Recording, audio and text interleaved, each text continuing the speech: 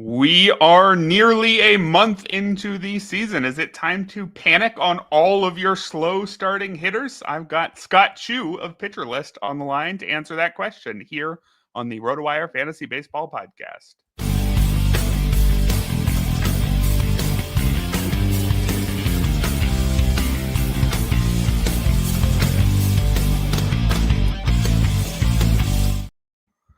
Hello and welcome, everybody, to the Thursday edition of the RotoWire Fantasy Baseball Podcast, brought to you by Vivid Seats. Erik Halterman here with Scott Chu of Pitcher List. And Scott, everybody's talking NFL draft today, so I got to ask you, is it going to be Alex Smith or Aaron Rodgers who goes first today? One of them will slide, I think. Good call. If I remember the story correctly. But yeah, it's weird. My Lions waiting so long to watch them draft the last few years. Like draft day used to have this extra level of excitement because we were picking like first every time and taking a wide receiver. So little interesting these days. I got to figure out, when do my Eagles draft? What happens when you win the Super Bowl? Do they even let you make picks? I'm not sure. I don't think we're up for several hours yet. But let's stick with the baseball today, Scott.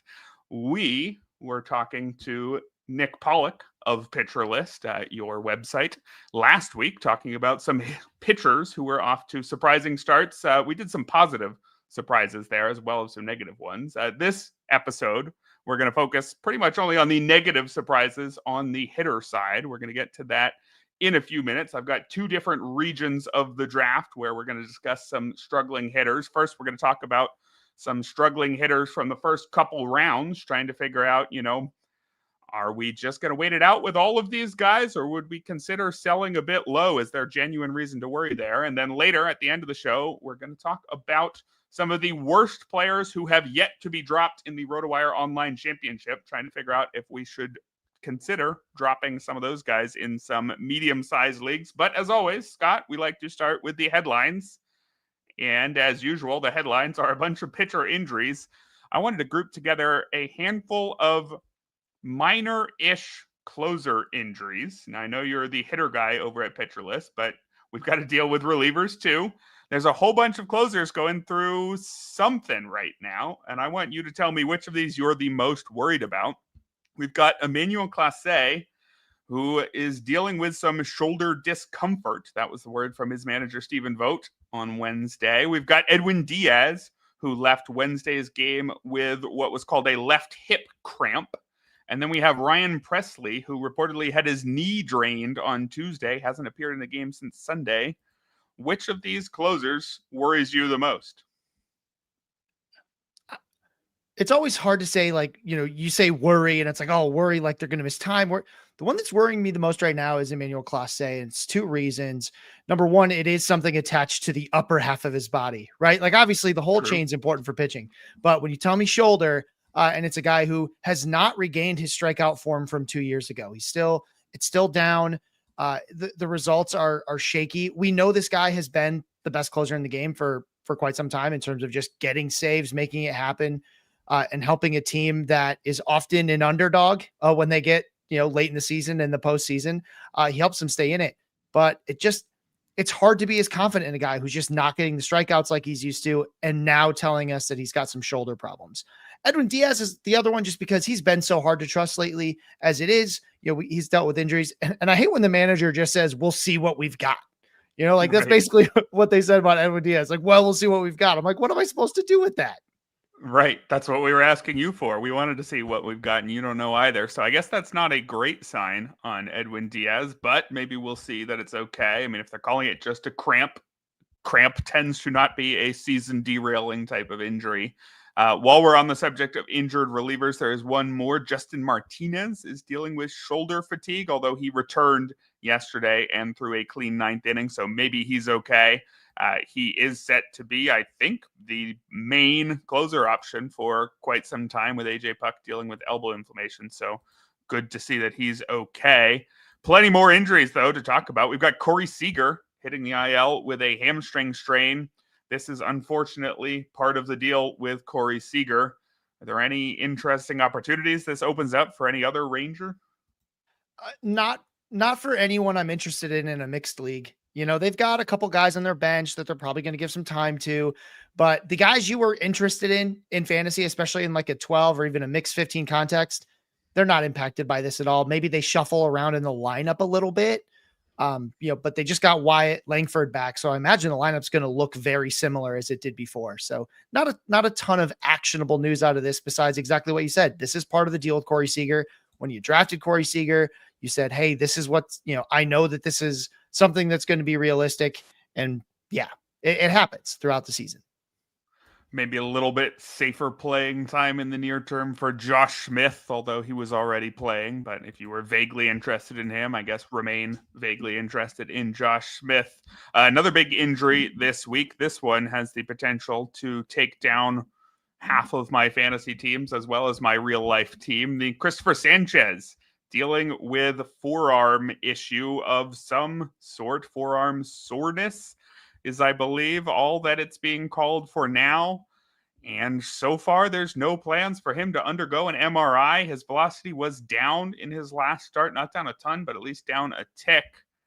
I mean, I'm very pessimistic about this one because this is the guy who added velocity this spring. And, we've seen before Shane Bieber, was it last year, where he came in with added velocity and then didn't make it very long before that turned into an injury, which required elbow surgery. Just how pessimistic are you about Christopher Sanchez here?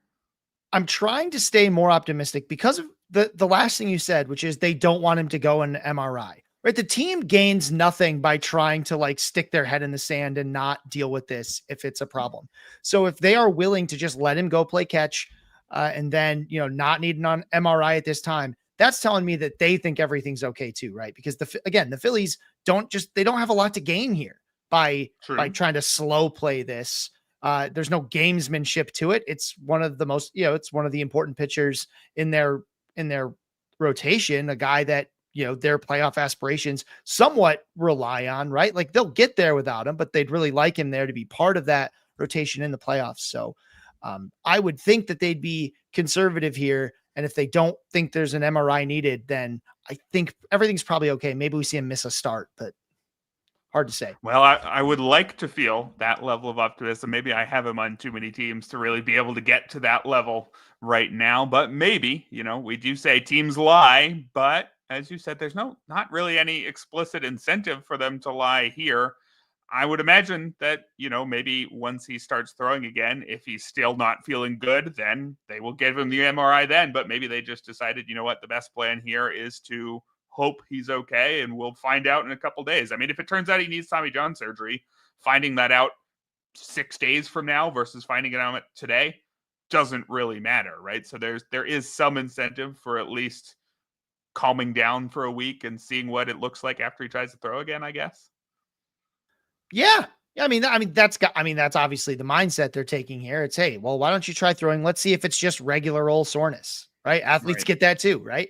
They can't take steroids, so they're going to get sore sometimes. Right. So that's just, I think everyone's just kind of hoping, hey, you know what? You have been throwing a little harder. Maybe your elbow's just a little mad at you. Let's give it a little time, play some catch, see where you're at. Well, we've got Joe in the comments saying he's got Sanchez and Cole Ragans. He might be reading off my outline because that's the next pitcher injury to talk about here. Cole Ragans exited his start today, Thursday, against the Rockies with groin tightness. Made it through just 3 innings. Wasn't looking good. Allowed 4 runs, including on a couple of homers there as well. I mean, it's not an arm injury, so we can say that at least. Groin tightness, how bad are you fearing this would be for Cole Ragans? Generally, when we, I don't have all the data in front of me, but generally when we hear about pitchers with these lower half injuries, they will sometimes hit the IL, but it tends to be for shorter time, right? It's like a hamstring, a groin, something like that. Obviously, again, like I mentioned earlier, it's all important to the chain, but you're not putting your hips and your legs in the same amount of stress that you are your shoulder and your elbow. So this tends to be less of a severe issue. Doesn't mean he may still go on the IL, but even if he does, it's more of like a couple weeks than 2 months, 3 months, 4 months, question mark. Yeah, I think that sounds right. So if it is something that needs to send Cole Ragans to the IL, hopefully he could just, rest for 2 weeks and come back and be basically fine. Things were going pretty well up until this last start. One guy who does need to hit the IL, though, unfortunately, Kumar Rocker hit the IL today, Thursday, with a right shoulder impingement. This comes after he was knocked around for 5 runs in 1 2/3 on Wednesday against the Athletics. And, most of his starts haven't been very good this year for Kumar Rocker. It's a shame because 2 starts ago, he had his best start of the year, struck out 8, walked none, allowed just 3 runs in 7 innings against the Angels. But that's about the only good one right now. So I would imagine you're probably just going to cut Kumar Rocker anywhere where you were still holding on, right? Yeah, unless you're in one of those very rare leagues with an unlimited IL, right? It's Right. just that you were already sort of burning a roster spot, hoping this guy turned it around, and you had some signs of life in his that start against the Angels, and you're thinking it's okay. But if you're like anyone else, right? Your IL's probably already just chock full of people, right? And so this would be one of the hardest ones to keep. You'd have to be in like an AL only league, and even then it might be tough, right? Just depending on how many guys you've already hit. I'm in that NL only tout, and my IL's been overflowing since before the season started. So yeah, you'd have to be a huge Kumar Rocker fan to hold here.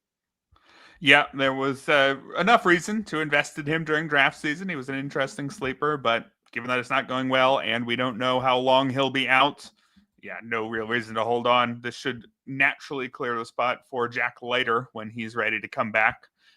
That shouldn't take too much longer. He just made a rehab start on Tuesday. I don't know if he's going to be back his next time, but he did go 4 2/3 there, so we could be seeing him pretty soon. While we're talking about injured pitchers, there's updates for a couple more.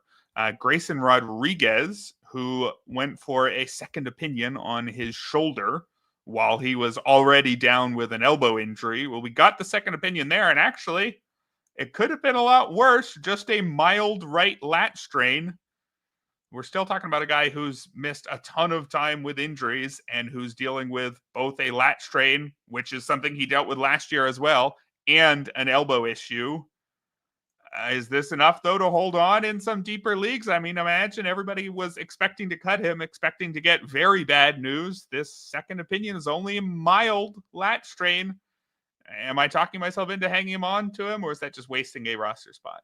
Again, it's always going to be league dependent, right? So if you're in those leagues that have no IL, right, like the regular NFBC, that's a tough call because this is a guy who, I mean, I think we can already throw like triple digit innings out the window, just considering his history and the fact that he's, Right. he's still not pitching. He's not super close to pitching yet.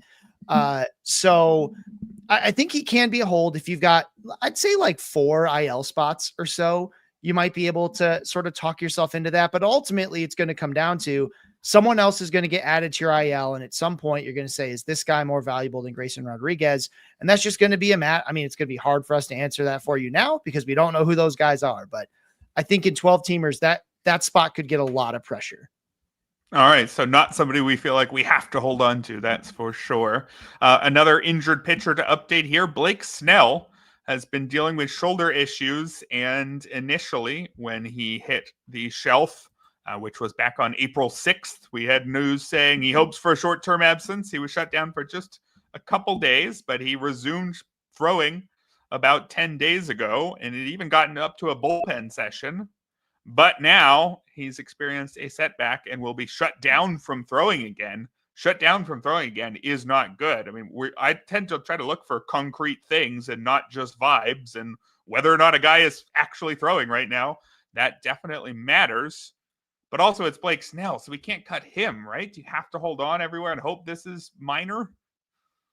If we compare this to like a Grayson Rodriguez, right? Even if I thought Snell would throw a couple fewer innings than Grayson Rodriguez, I'd still rather have Snell. I know he can be maddening. The walks will just drive you insane. And he has these starts where you wonder, like, why did I take this guy in the first place?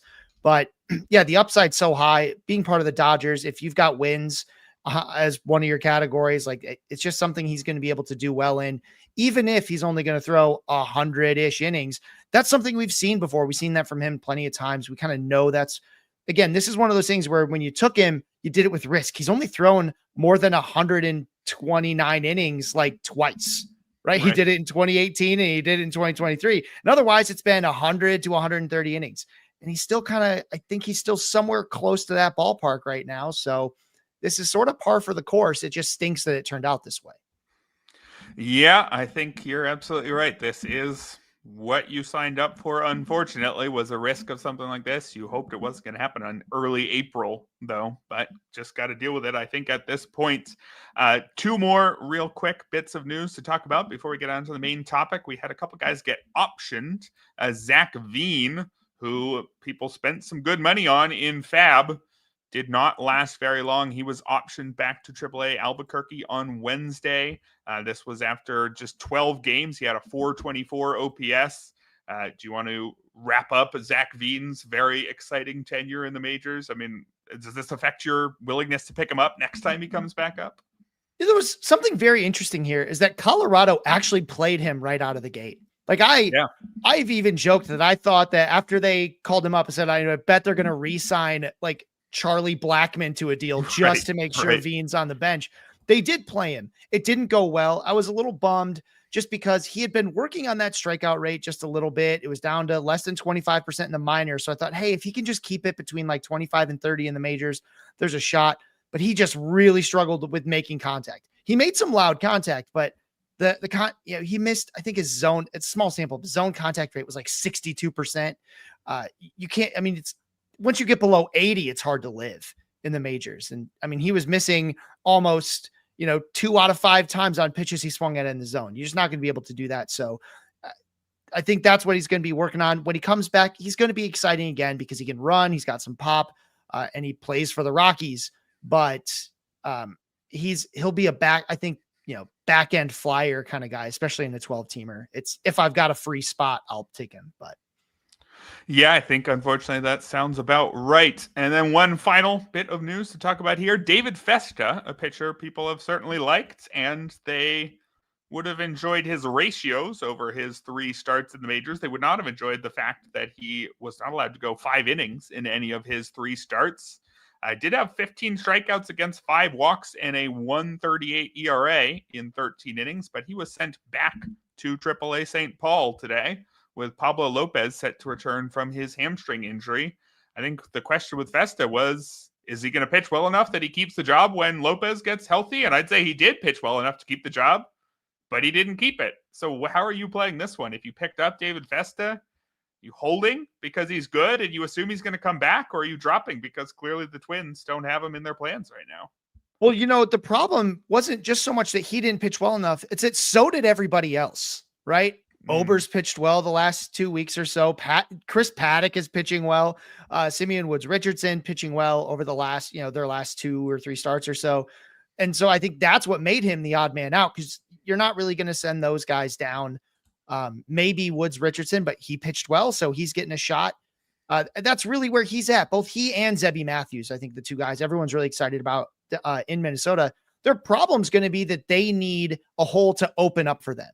Like, injury did that for Festa for a little bit, but it's going to be hard to get in if Ober, Paddock, and Woods Richardson keep pitching well. Now, there's a decent chance that at least one of Paddock or Woods Richardson struggles and opens up a spot for Matthews or Festa, but you're kind of waiting for them to screw up. It's not just a spot that's going to be ready to be handed to them. Yeah, I think that sounds right. And I think a lot of people expected that screw up to already happen, but since it hasn't, we don't get Festa or Matthews just yet. We are going to get to our main topic of the day, which is patience or panic with some slow starting hitters, right after this message from Vivid Seats, who remind us that finally, Scott, baseball is back. You may have noticed this MLB season. Knock it out of the park with Vivid Seats and score great tickets to the biggest games of the year. Every fastball, every home run, and every eye-popping play of your favorite team, live and in person. Plus, with Vivid Seats rewards, you earn rewards with every single purchase. Just buy 10 tickets, then cash in your credit toward your free 11th ticket. Talk about an easy win, and here's a pro reward tip. When buying tickets for your whole group, split the bill and make progress toward your free 11th ticket even faster. From behind the dugout to the upper deck, Vivid Seats has great tickets for all the 2025 games that matter to you. Just visit vividseats.com or download the app today. Vivid Seats, experience it live. See vividseats.com/rewards for terms and conditions. And welcome back, everybody, to the Thursday edition of the RotoWire Fantasy Baseball Podcast. Erik Halterman here with Scott Chu of Pitcher List. And for the rest of today's show, we are going to be talking about some struggling hitters. And we are going to ask ourselves, are we remaining patient, or is there some actual action to take here? And we're going to do this in two parts. We're going to talk about some hitters who are struggling at the very early part of the draft. So some of these struggles, the hitters still even technically have above average batting lines. They're just nowhere near what we thought they were going to do. With these guys, we're going to ask, are they buy lows in trades where applicable, or are they somebody we're even willing to sell low? Are we genuinely worried? And then later we'll move on to some guys in the middle rounds, asking whether or not we actually need to cut them. You definitely won't be cutting any of the slow starters we're talking about in this section, such as, for example, Juan Soto, who, again, like I said, he's an above average hitter. By WRC plus, he's at 115. But Juan Soto is supposed to be a whole lot better than that. By, say, OPS, he's at 753. That's a full 100 points worse than his previous career low. He's hitting just 233, only 3 homers in his first 25 games. I mean, some people were a little bit worried about Juan Soto signing a big contract, moving to a new team in a tough park to hit in. Was Juan Soto overdrafted? Would you look to move him if you drafted him in the first round? No. And the reason is, look, I'm a big fan of rolling charts. You see guys go up and down all the time. That they always roll. Like everybody goes up, everyone goes down.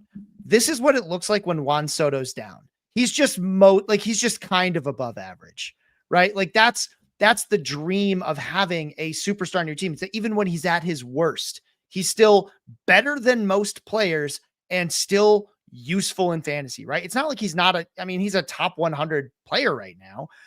Even with this slow start, it's going to turn around. I would try. This is one of those cases where I'd really try to avoid some heavy narratives on Juan Soto because it's easy to tell the story.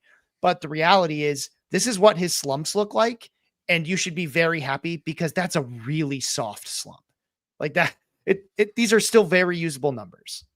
Yeah, that's a good point. And we can also throw in the fact that he has struggled in April before. Traditionally, it is his worst month of the year. I think it was 2 years ago. He was hitting 2-0 something come the end of April. And we were having a similar conversation. Are we overrating Juan Soto? He's somebody who doesn't run a lot, so he really needs to hit. And what if he doesn't hit quite as well? And I think that year he ended up just fine. I'm looking at his career splits. He's at 257 for the month of April. In every other month, he hits at least 273.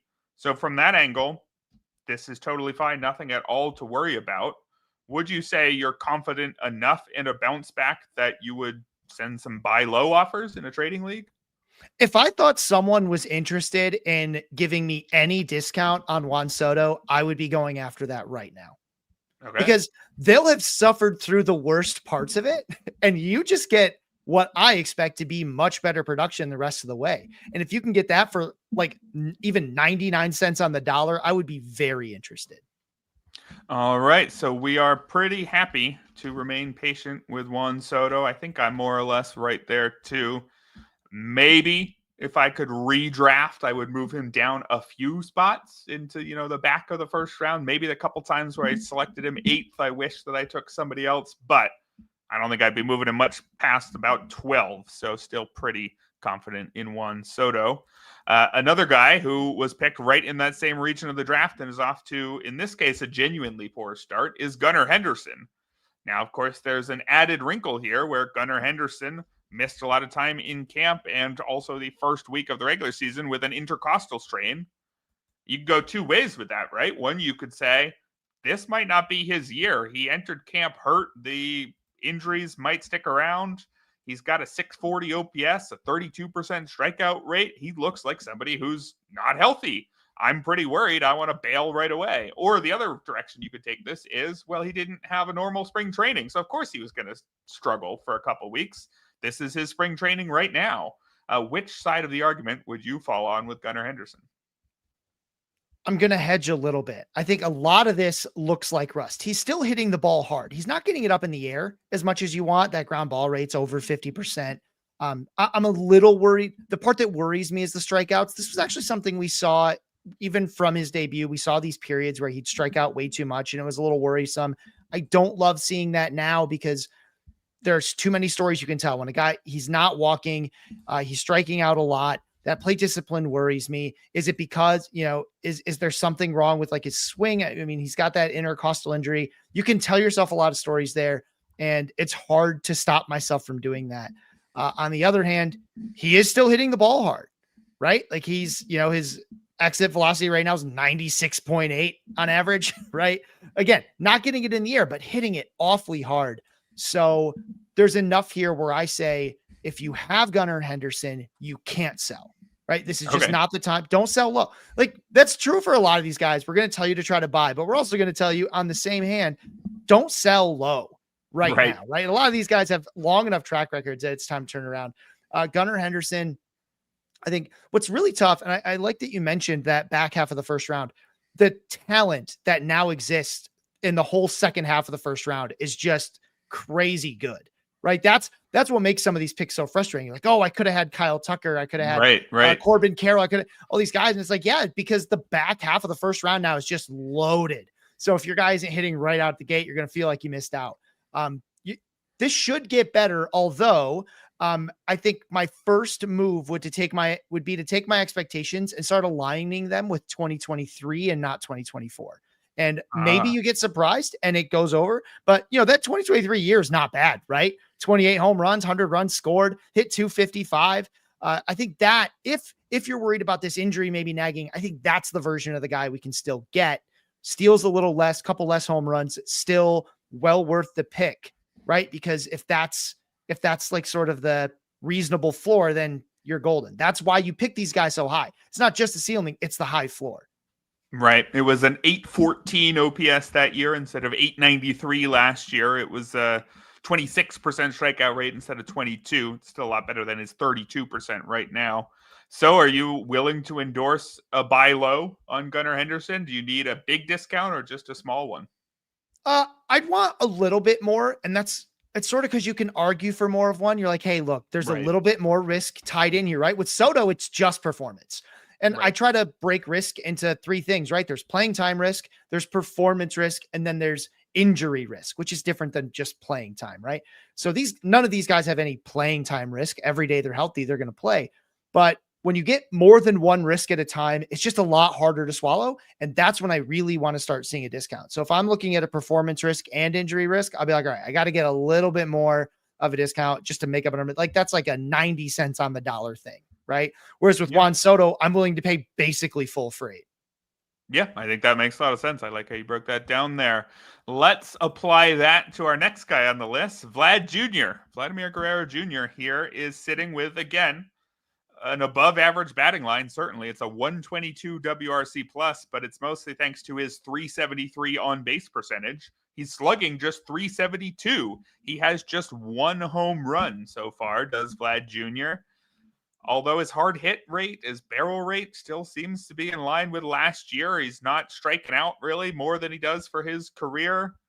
Is this a very obvious buy low, despite the fact that there's just one more home run than you and I have managed so far this season? Yeah, and the same number of stolen bases, which is actually normal. That's what I expect. But the thing that I try to look at what's going on in their stat line that's weird. He actually set his career high in max exit velocity already this year, right? So he hit 120.4 mile per hour hit. He had not, that's the hardest he's ever hit one. Like you mentioned, the hard hit rate's all still there.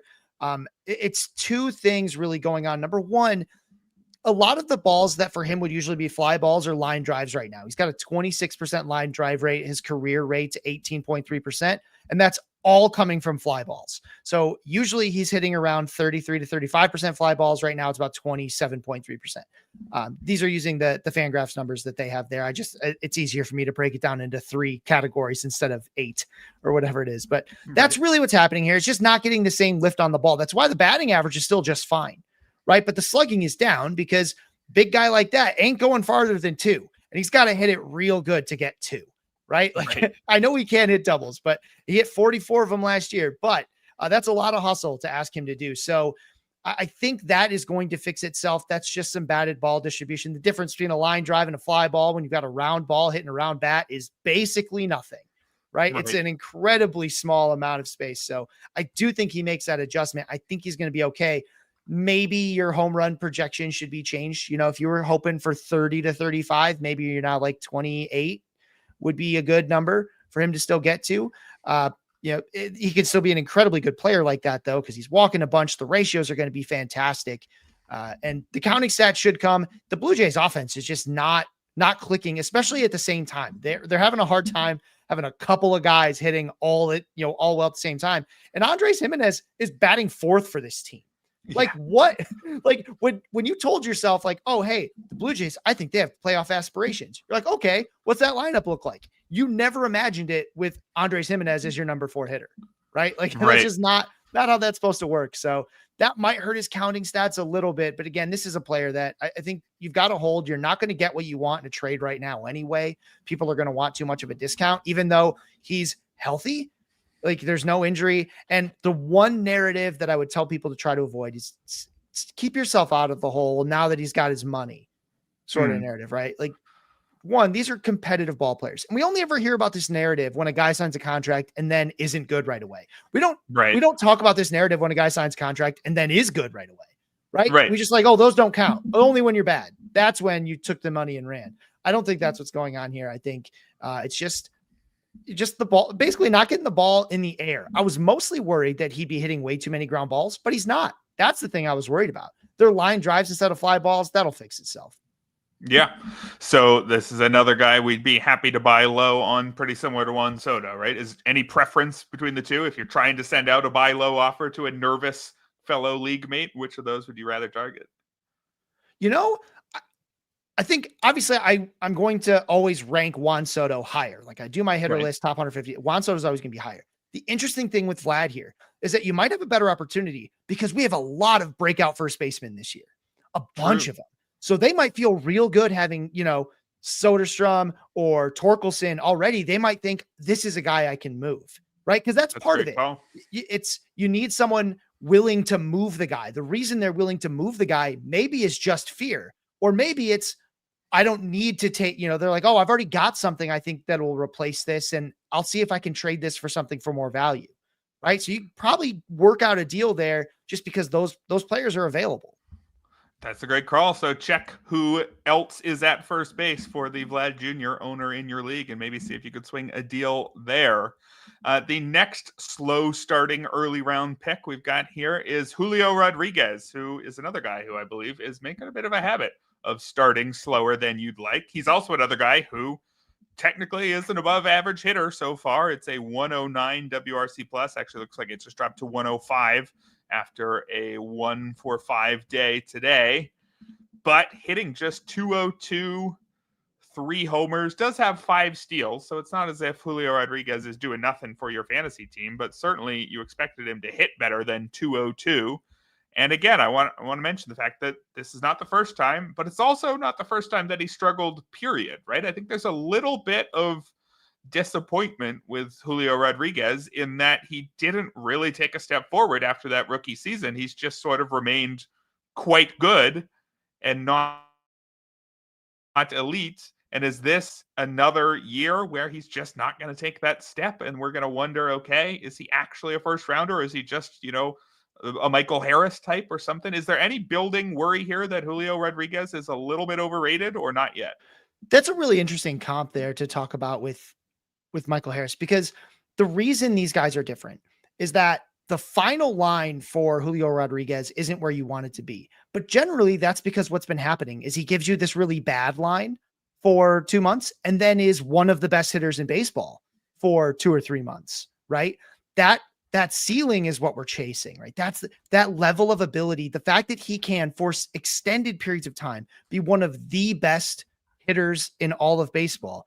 That's the thing that makes you say, I'm willing to wait these slumps out. Michael Harris is he's a good player. He's got enough in him to be a good player, but he will not be able to do what Julio Rodriguez does. He just doesn't have that level of power, that level of speed. He can't put it all together like that. So the frustrating thing is you're only getting it in chunks. Now, a lot of stuff under the hood looks okay, right? So I'm just looking at his last 47 plate appearances. This goes back to April 12th. He's only hitting 244, but the WRC plus is 111. His strikeout rate's under 20%, walk rate's above 10%. No home runs, just one stolen base. That's a bummer, but he scored a couple runs. They're still letting him bat first or second. I think this is a hold again, because you're just talking about a player with an elite level of talent. And it's that level of talent will never be on the wire. The level of talent that can do this for a while. Anyone can do it. I don't want to say anyone. If you're good enough to make the majors, you can do what Kyron Paris did, right? Just go blistering hot for a weekend, 50 plate appearances even. You can just set the world on fire, right? We've got all kinds of Reese Hines, Aristides Aquino. These guys can do that.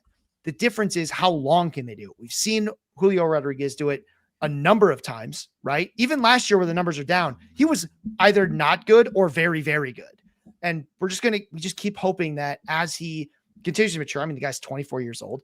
We're just hoping that he's able to get to that, cut these slumps faster, right? Like that's what we really need to see. It's okay to slump. You got to cut it faster. That's what we keep waiting for. You got to hold. I like the buy low because I think a lot of people are really starting to sour on him. So there is an opportunity there, I think, to buy if you can, especially with someone who's just started hot. But again, if Michael Harris was hitting well, that would be a great candidate because like this guy's got a ceiling that's just much lower than Julio Rodriguez, but maybe it's a higher floor. I'm not sure it is for Harris, but that's the kind of move I'd be looking to make. Like, oh, hey, I'll take on some of this ceiling with risk and I'll give you some floor back, like some high floor and let's see what happens. All right. So continuing the theme, another struggler who we'd rather buy low on than try to move. Let's see if we can find anybody that we're actually worried about in these early rounds. Up next, we've got Yordan Alvarez, who has just a 661 OPS through 23 games, has just 2 homers, actually has a steal already. So that's a surprise. Only hitting 221. Strikeout rate, though, still seems pretty good at 18%. Still hitting the ball hard, if not quite as hard as in previous years. Are you at all worried on Yordan Alvarez, or is this yet another who you'd be looking to send some buy low offers on? Yeah, not worried. So 2 things on Yordan Alvarez. Number 1, the worst 50-game WRC plus of his career. So a rolling WRC plus. The very worst one over 50 games is 115. It's as bad as he's ever been for a 50-game sample. This guy turns it on. If he didn't get hurt so much, we would talk about him like we talk about Juan Soto. The reason I say that is because if you go back to April 6th, so, barely a week into the season, if you just start from there, he had some strikeout issues right away when we started the season. Unusual for him. Since April 6th, which is 62 plate appearances, his walk rate is 16.1%. The strikeout rate is 9.7%. Average exit velocity, 94.4 miles per hour. He's hitting 271, 371, 438. The power's a little down, but that's a 121 WRC plus. That doesn't sound like a hitter I'm worried about, right? That sounds like that's a slump for Yordan Alvarez. Believe it or not, that's what a slump looks like for this guy.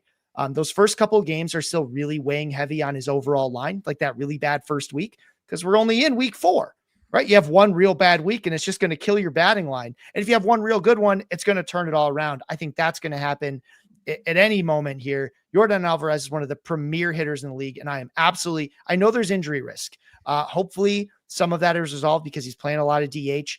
But this guy is so unbelievably good. And we don't talk about it quite as much because, again, he does get hurt. But at least 30 home runs in each of the last 4 seasons. And he's going to do it again. I just know it. And he's going to do it while he's batting like 300. So this is one of the few chances you're going to get to buy.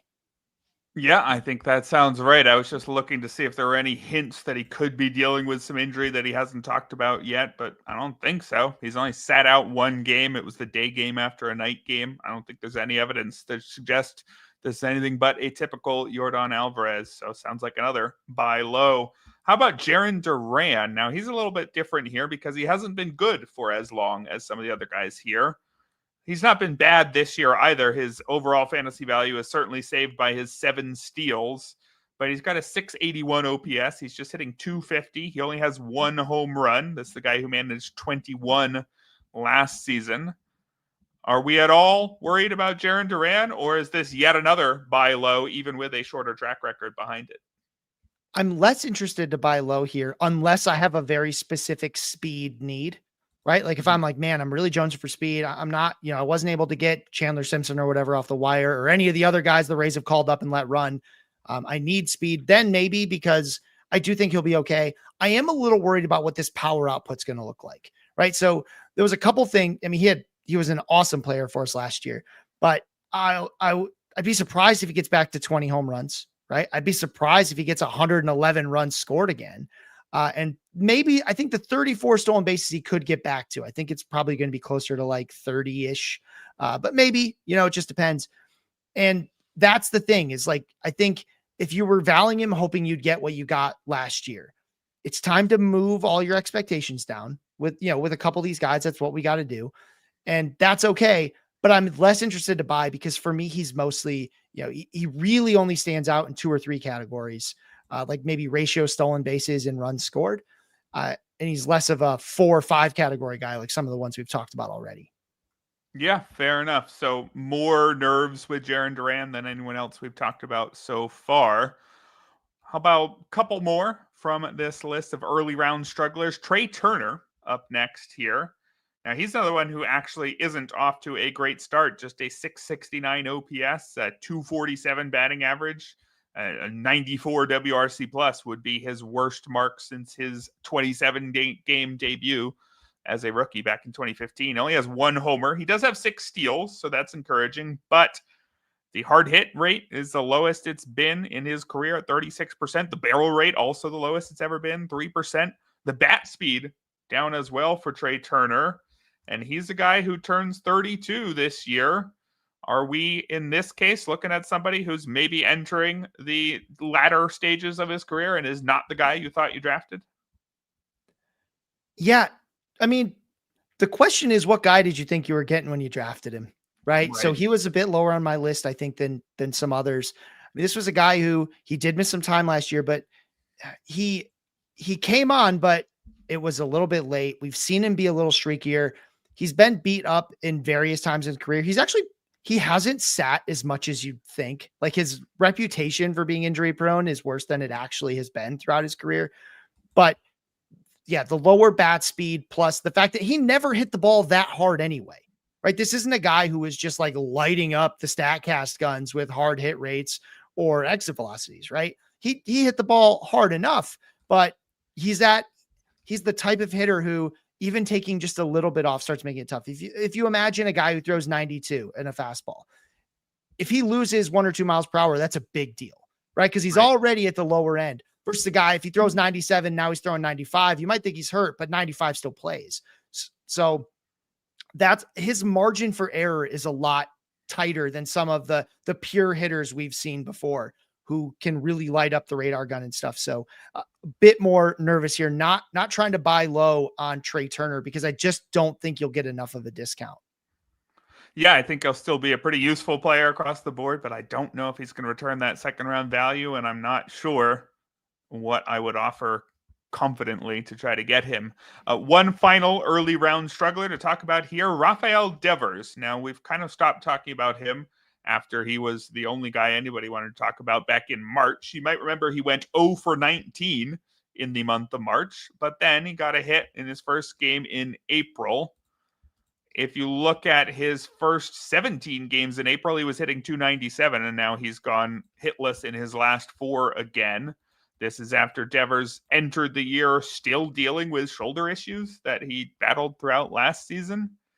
And what do we make of him at this point? It was a really, really bad start, and then he came around and was okay. But if you look at his season-long numbers, there's not what you want. He's hitting 202. Would you be willing to buy low on Rafael Devers, or is he another one you're scared of? I think so. So I went back to April 11th, right? I love using game logs and just trying to get a look at certain chunks, right? Because the season's very short. And really, it's just like you talked about. Right now, it's been a sandwich where he had that terrible, terrible start. Then he was awesome for like a week, right? He was brilliant. And then since then, 53 plate appearances after he sort of went wild, the production is way, way down. Now he's hitting the ball really hard, right? Average exit velocity in this span is 96.5 miles an hour with a 115 BABIP on it, which even no matter how you're hitting it, when you're hitting the ball that hard, you should probably have a little bit better of a BABIP than that. He's walking almost as much as he's striking out. 22.6% walk rate that span, 26.4% strikeout rate. So that's higher than I expect from him, but not like we saw out of the gate where he was striking out half the time. So I'm willing absolutely to wait this out and see. I think the turnaround's going to happen. I'm not a believer in the whole, well, now that he's DHing, blah, blah, blah. That I don't think that's really the issue here. I think the issue is just some weird, I think he's going through some weird struggles. I don't have like any mechanics, like video that I can show to try to prove it, but man, I think something's been off for him and he's working through it. And we're seeing these really wild changes in his plate discipline. And, but the batted ball quality it has been there pretty much the whole time when he's connected. That's what I'm willing to hang my hat on and kind of say, this will be all right. So does that put him in the buy low as long as you get enough price? Yeah, I think so. While we had all those guys emerge at first base, we haven't really had that at third base. So True. If you've been kind of hurting there, I think it's worth a shot to try and go get it. Just keep in mind that replacement level at third base isn't quite as easy to come by. So it might be harder to pry him from someone if they didn't have another third baseman ready to go. That's a good point. All right, so to wrap up that section of patience or panic in the first couple rounds, we're not really panicking on any of them, and we are actually pretty willing to buy low on most of the list. Juan Soto, Gunnar Henderson, a little bit more tentatively, Vlad Jr., Julio Rodriguez, Yordan Alvarez, and Rafael Devers all pretty much got a buy low, right? It was just Jarren Duran and Trea Turner where we're a little bit nervous. Yeah, I mean, I believe in bats, right? That's the thing. If you swing good bat, like that'll play, right? You just got to work through it. So yeah, definitely staying after those guys. The guys that need sort of more than that, they don't hit the ball that hard, but they do run fast, and those lineup context, all those things, those are a little harder to feel quite as confident about. All right, should we move on to the middle rounds for the rest of the show? We are going to take a look at some of the worst starts among players who still have a 100% ownership rate in the RotoWire Online Championship. That's a 12-team mixed league run on NFBC. And the question is, should we think about dropping some of these guys yet, or is it still too early? I'm going to go by position and talk about some of the slowest starts, and you'll tell me if any of the guys I mentioned are worth considering. Obviously, we're not saying get this guy off your team now, but what we are saying is actually, you didn't think he was going to be droppable at any point, but yeah, he actually might be. If he's your worst player, maybe go do it. Let's start behind the plate here, where we've got a few guys off to pretty terrible starts. I'm seeing Yainer Diaz hitting 173 with a single homer. Salvador Perez hitting 185 with 2 homers. Wilson Contreras, he's hitting 200 with 2 homers. I don't think I can drop any of those guys in a 2-catcher league yet, though, can I? Absolutely not.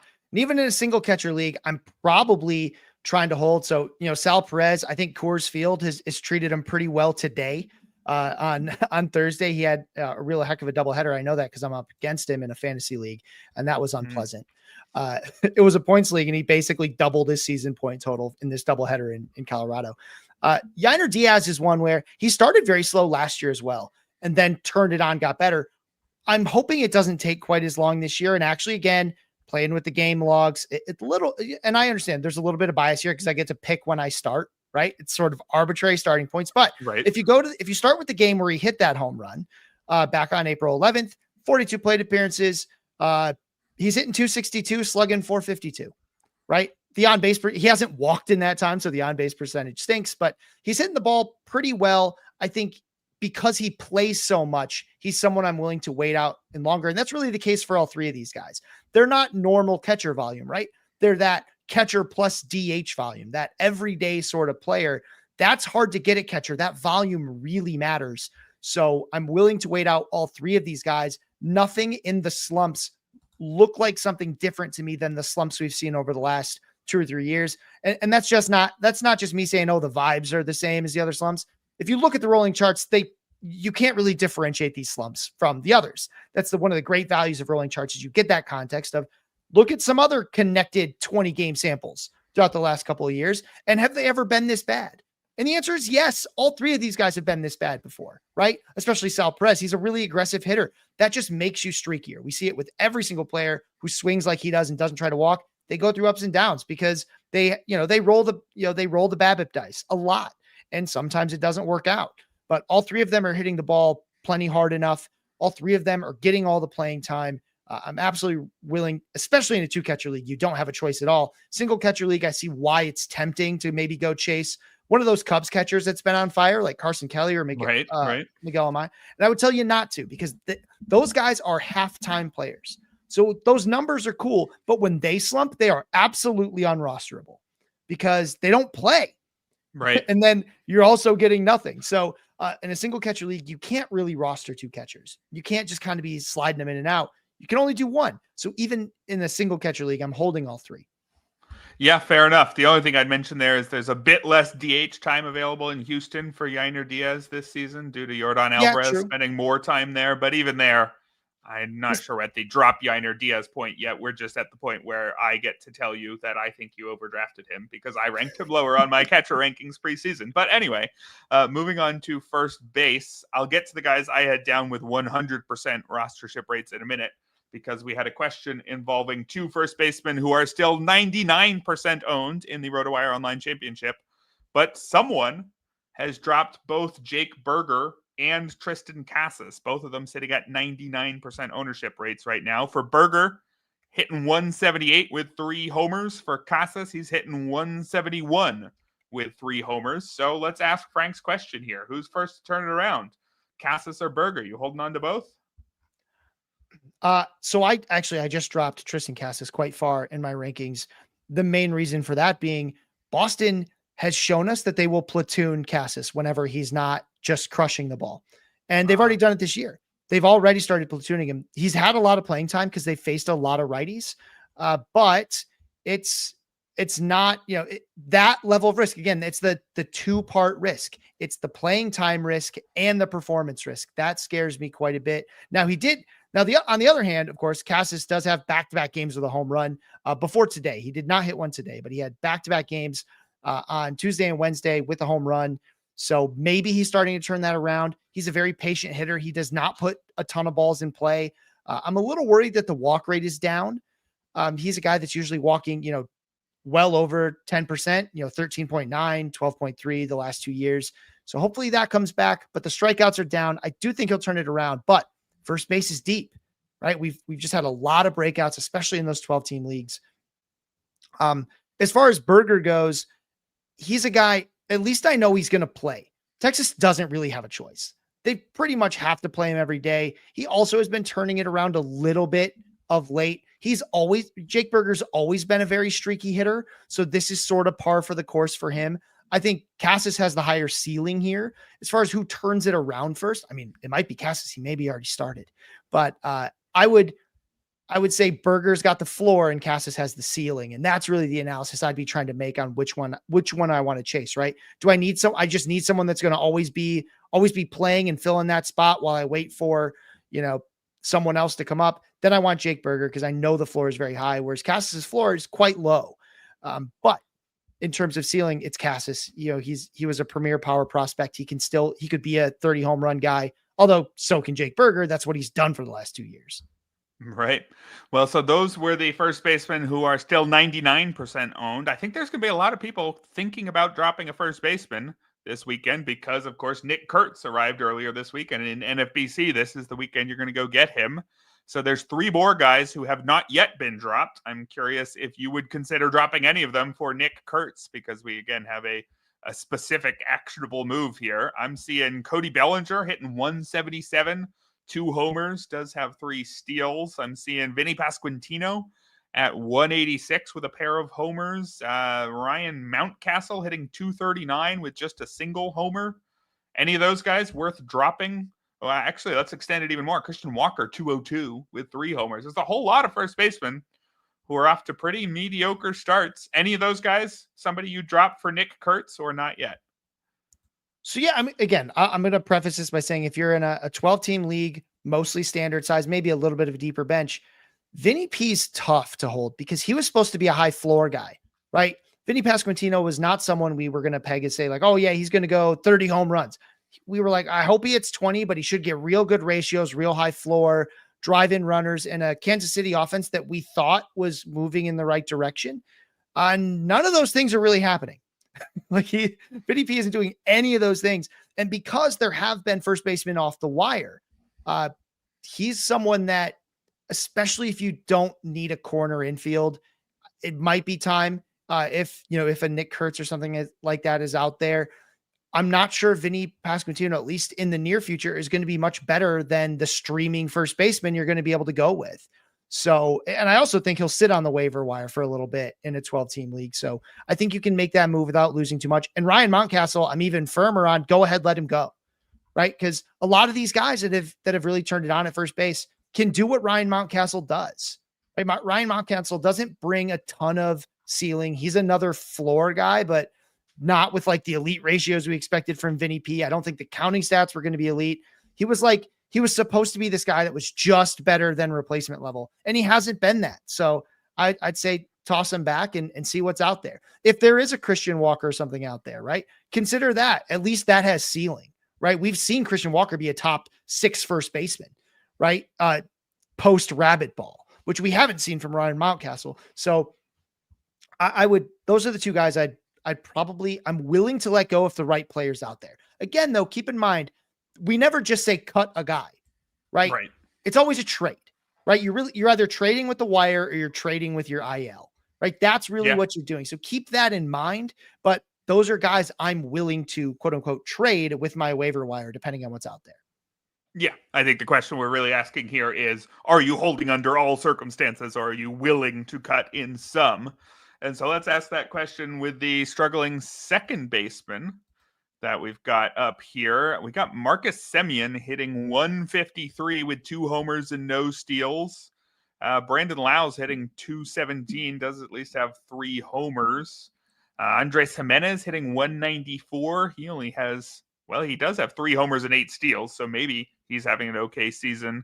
I don't think anybody's dropping Jazz Chisholm yet, but should mention he's only hitting 165, but it comes with 7 homers and 6 steals, so I think we're doing okay there.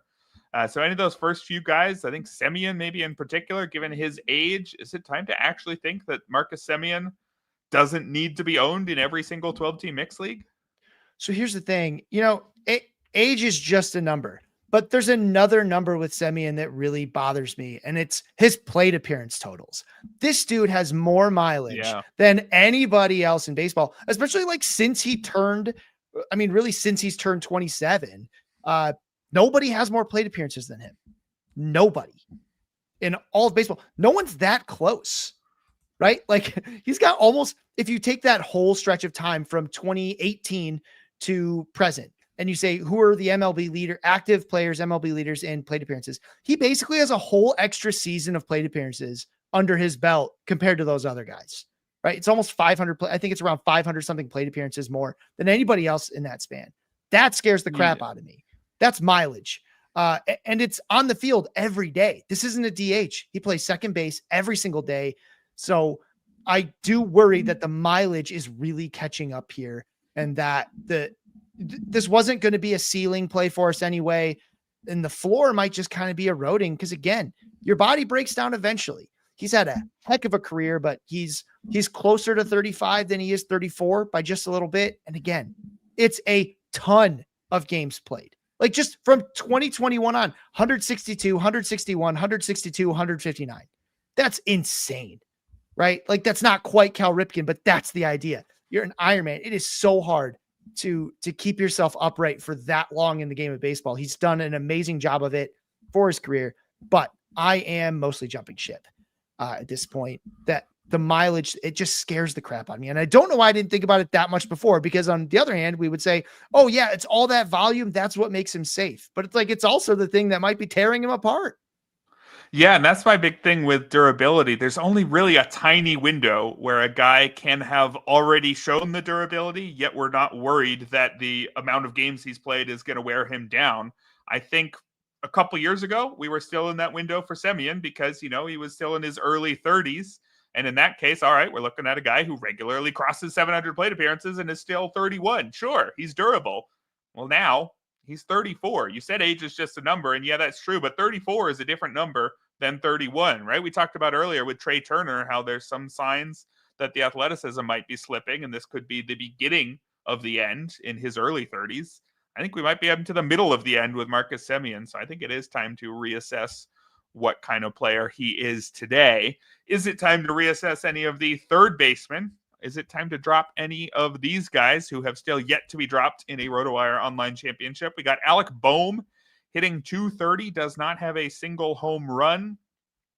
We have Mark Vientos, who I believe was mentioned in the chat earlier. He's hitting .175 with just 2 homers.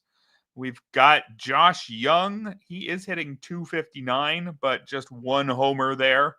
Barely getting on base, just .271 there. That's a whole bunch of guys with 100% rostership still. Wow, I should notice Cam Smith is back to 100% rostership. I guess he was dropped a little early, and he's back again, so we could theoretically count him. He's hitting .226 with 3 homers and a steal. Any of these guys you're willing to drop already at third base? So again, right now, we're not doing a ton of like new talent assessments. We did that with Marcus Semien. He's sort of an extreme case. These guys are mostly still, like Mark Vientos. He's not striking out much, which I think is pretty cool. And he's walking a lot. I'm willing to hold on to him. Josh Young, he's a super, he's got contact problems. He's super aggressive. He's going to be really streaky. That's a player who I might be looking at the wire and be like, hey, what's out there at third base right now? Maybe there is something if I don't want to try to ride this wave. He's been very injury prone. The performance is very risky. Really, it's just chasing this 30 home run ceiling that we haven't really seen him get that close to.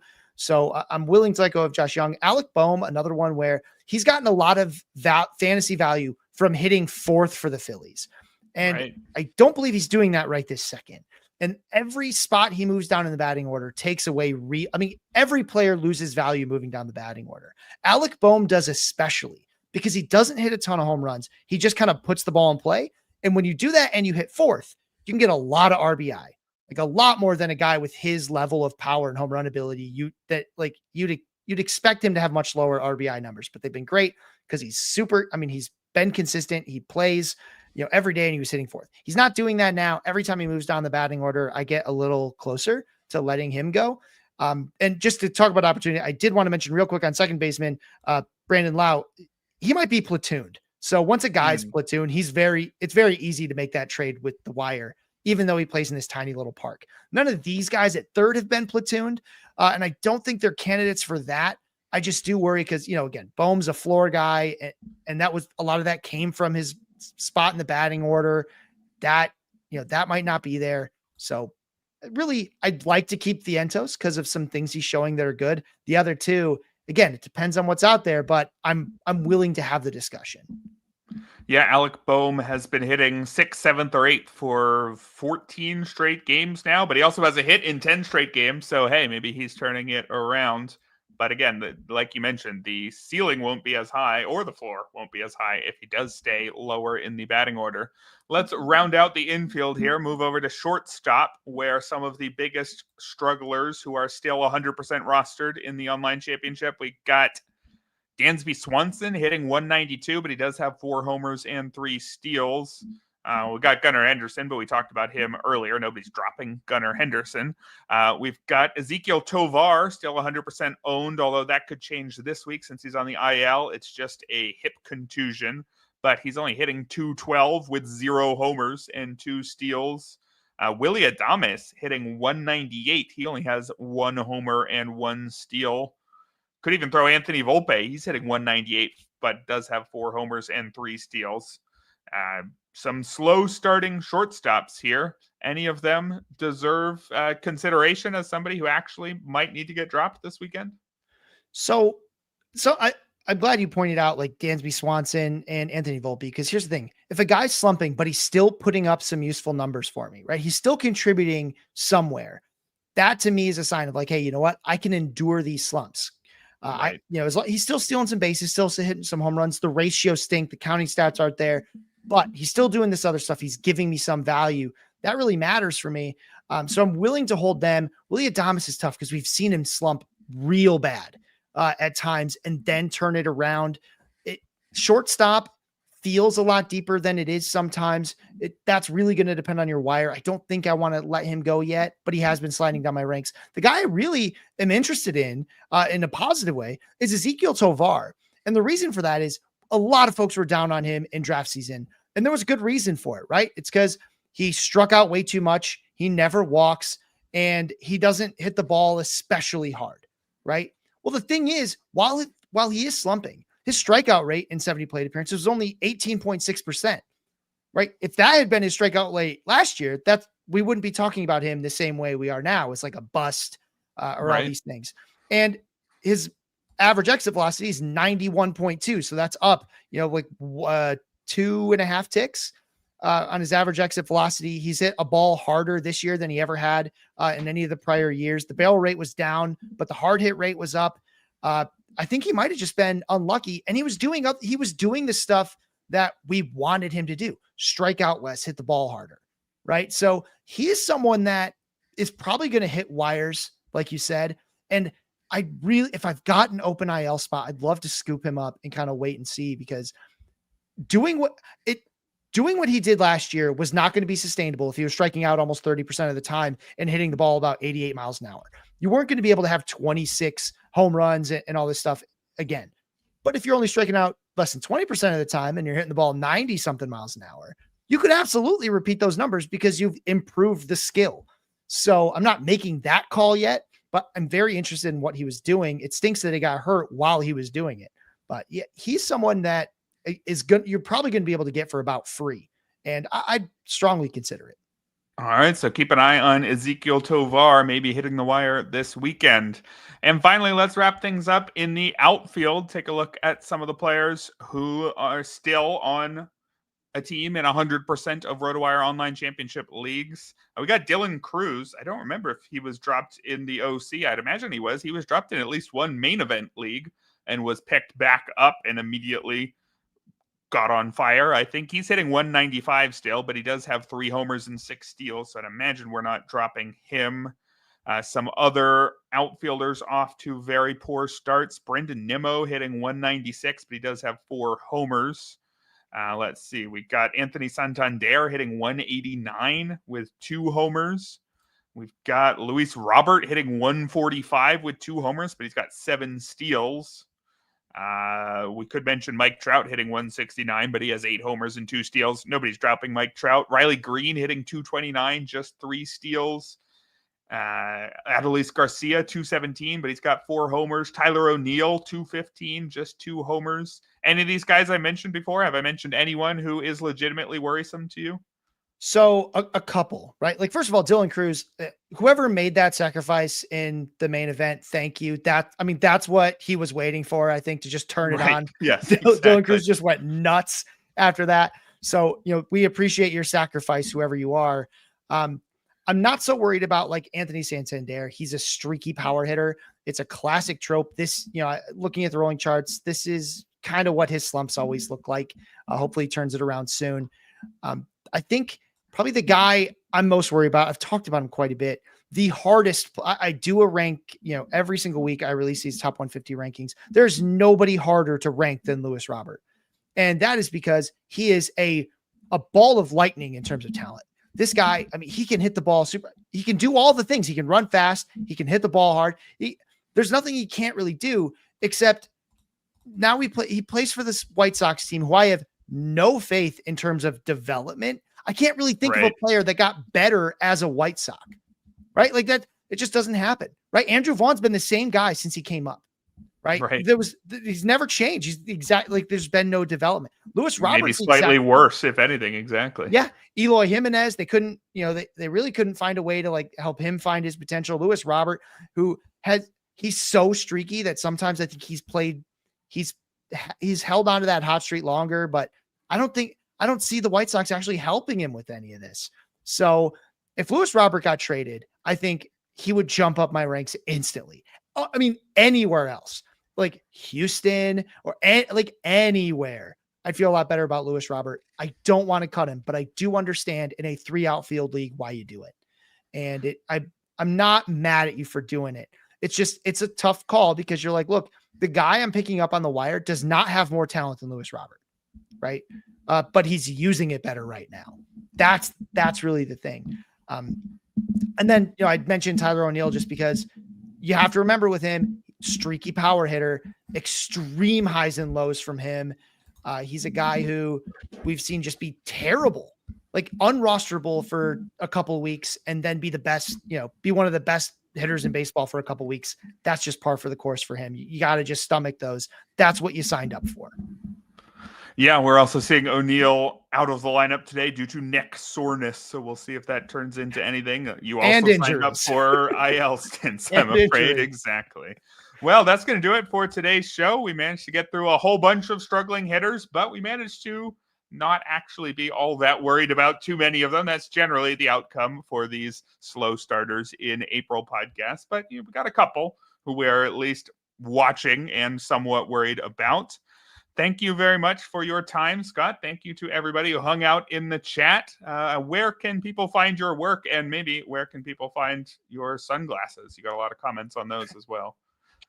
They're pretty great. I just winked, but you couldn't tell because of the glasses. Oh, wow. But I did it, I swear.